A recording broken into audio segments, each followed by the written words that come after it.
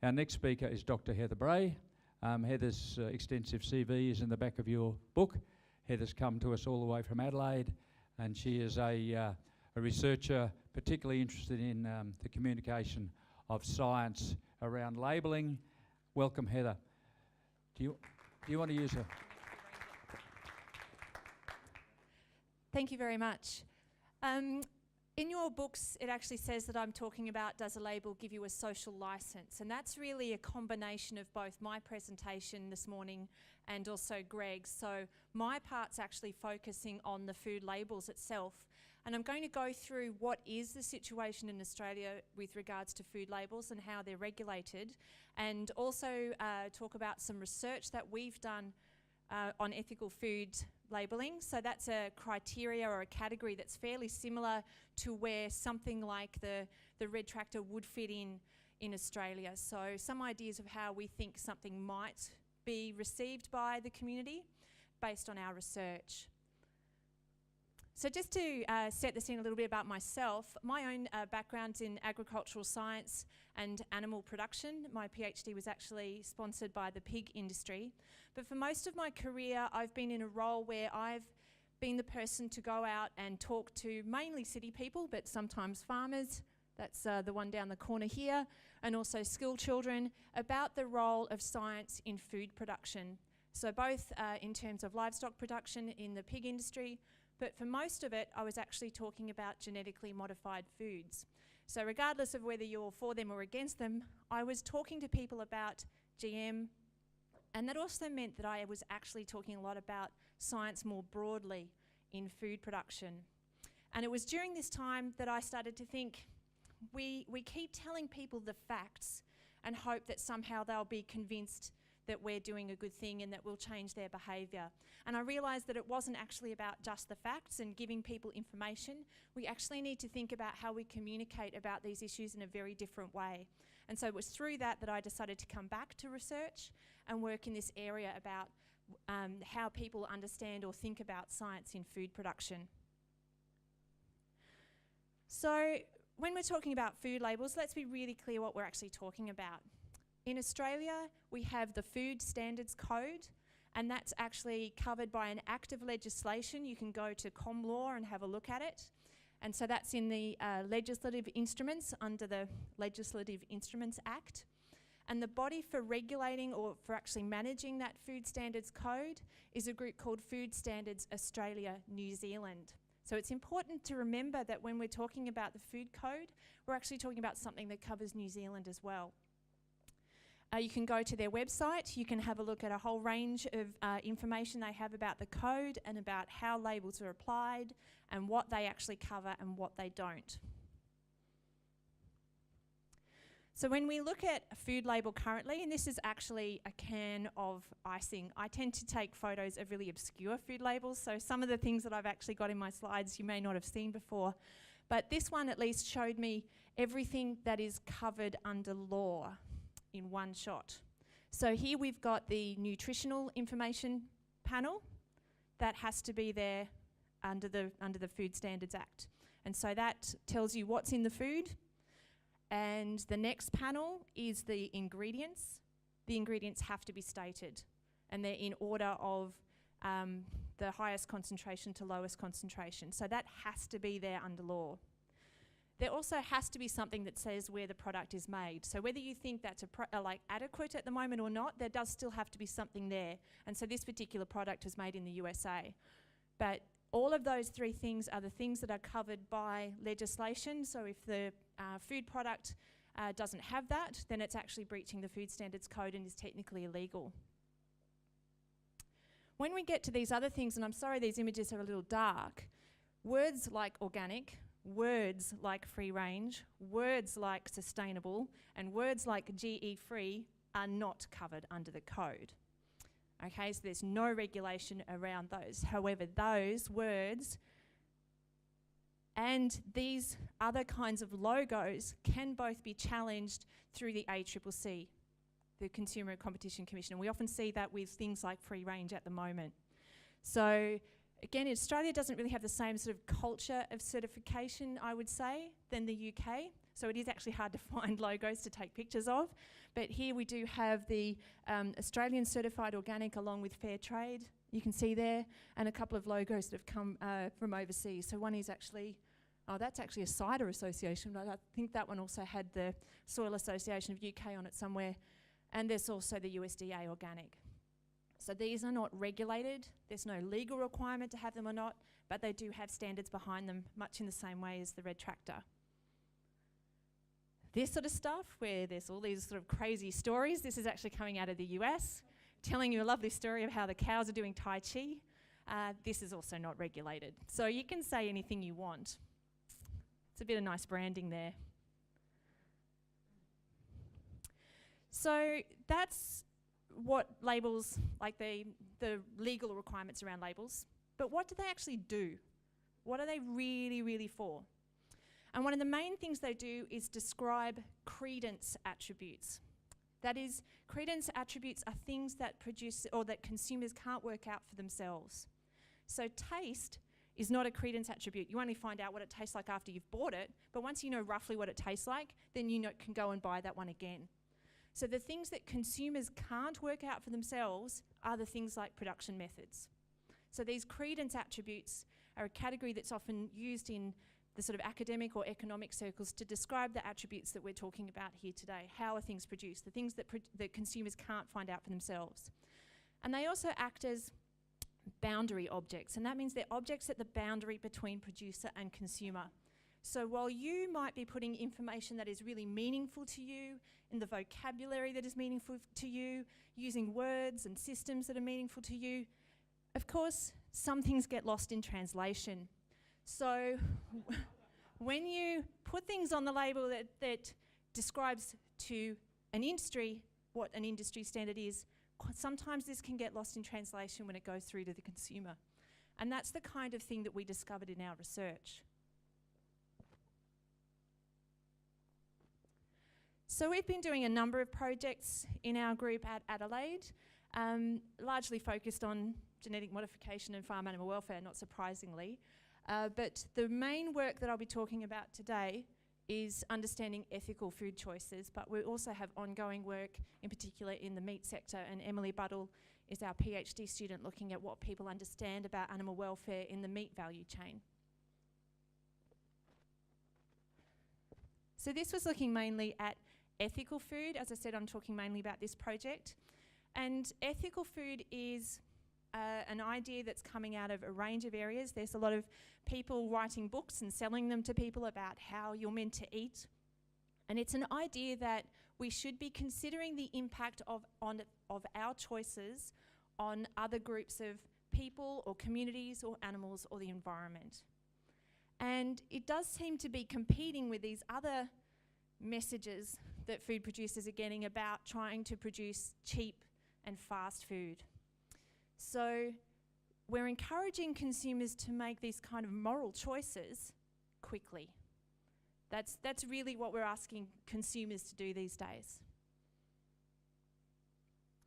And as I said, we don't really have the culture of credentialing that that was present in the UK or Europe. But this slide kind of highlights the ethical environment in which Australian producers are working. This is from a website called Ethical Shopper, and these are the things that are tending to be marketed as things to avoid when you shop ethically. So they include genetic engineering, they include the use of chemicals and pesticides, they include factory farming, and they include looking at certain labour conditions and impact on biodiversity and a whole range of things that consumers, through popular media, are being encouraged to consider when they purchase their food. So our work was not to assess the validity of any of these claims. It was really about trying to understand what people thought they were doing and why they were motivated to make an ethical choice. So what we know about Australians and food is that we have much lower rates of vegetarianism than, say, in the EU, and we're very proud of the fact that we eat lots of meat. We are concerned about geographic isolation. We know that we're separated from the rest of the world, and so food safety and food hygiene are important to us. We have an acceptance of GM that's about midway between the Europe and the US. We have very low levels of agricultural literacy in children and adults. And we're a highly multicultural nation, which also makes some of these things problematic, and and rising rates of obesity. So we're a very complex situation in terms of our food habits. So our project was called What Shall We Have for Tea? And it was really about trying to understand what Australian shoppers thought the issues were in ethical production and why they might be motivated to make that kind of choice, and then to see if we can come up with a better way of encouraging dialogue around these issues, and ideally fostering public participation and policy, which is kind of like what's going on today. And I have to emphasise that our work wasn't your typical survey, market survey, the kind of data that Andrew presented. It was qualitative in nature, and that means that we don't want to know how many people think something, we want to know why those people think something or what that thing actually means to them. And so it's slightly different kinds of data. Some people say it's anecdote, but if you have enough anecdotes, then you've actually got something representative. So we keep asking people the same questions, and when we stop hearing anything new, that's when we know we've got good data. And the themes that arose from our research, the first one was that it's not always about ethics. So unsurprisingly, people tended to choose foods that were with ethical claims for reasons other than ethics. People chose food on taste, on price, on convenience, on nutrition, on freshness, on food safety. So all of these are issues that affect ourselves and our families and are not necessarily that other who might have, who might count morally. And the example of the richness of the kind of work we do is when we were asking Kay why she only buys local fish. I was thinking, maybe it's because of sustainable fisheries management in the Great Australian Bight. No, it's because she's scared of chemicals in the water in Asia. So it's a food safety issue for her, not a local production or environmental kind of issue. And just picking up on Andrew's point on that, I think while environmental issues may not be important to shoppers when they shop, that doesn't mean they're not concerned about them. And I'm sure Greg is going to pick up on that later on as well. And of course in Australia, this sort of food hygiene, food safety thing has become very strong. We haven't had many food scares here compared to the UK, but the couple of the ones that most recently we did have, particularly with foreign food, really allowed us to become very scared of foreign food. And this sort of stranger danger buy local is a really interesting idea that I would hate to see be the main reason why most people bought Australian food, because they're scared of foreigners. The second reason, or the second theme that we found in our work was that the definitions for some of these claims were very fluid. Okay? So claims such as locally produced, organic, animal welfare friendly or genetically modified were different depending on the context in which people were consuming the food and also the food itself. So there's Mary, she's in Adelaide. So I buy local, everything, except I've got to get my mangoes from somewhere. So they're not local to Adelaide. You don't get them in the Adelaide Hills. But she's even recognising that it's an elastic concept for her. And there's Kay down the bottom there, who can smell local food. And she thinks Australia-wide is good enough. Now, geographically, Australia is the same size as Europe. So our local is not going to be the same as Andrew's local, I'm sure. But for most people, Australia-wide is local enough. The third thing we found is that beliefs don't equal behaviours. And while that might seem that maybe people were telling us the things that they thought we wanted to hear, and that's what social acceptability bias means. People tell us that they're good shoppers because we ask them what they do and they think that I'm looking for a certain answer. It is also that the complexity of the kinds of information that people are being asked to produce or to consider when they purchase something is too much. Sometimes it's too much information. And poor old Darren here, I've actually got a whole page of this particular thing that he was saying. It's like, I've got to think about the cow and what the cow was eating, and whether the farmer used antibiotics, and and whether that wheat was grown, you know, with chemicals. And then he says, it just got to the point, I can't analyse this stuff. I just want a steak. You know, I'm just going to go and buy it. And it's too much information, you know. And so people will just tend to go to the brands they trust because they can't process all of this info.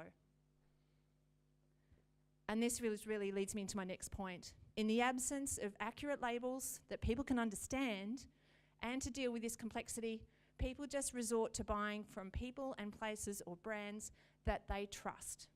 So, and there are consumers that go and check, you know, that say they have websites, they put all this stuff about where it comes from, and it really is free range, etc. I don't just go into the supermarket and it says free range on the packet, so therefore it is. So there are people who will go and check the credentials.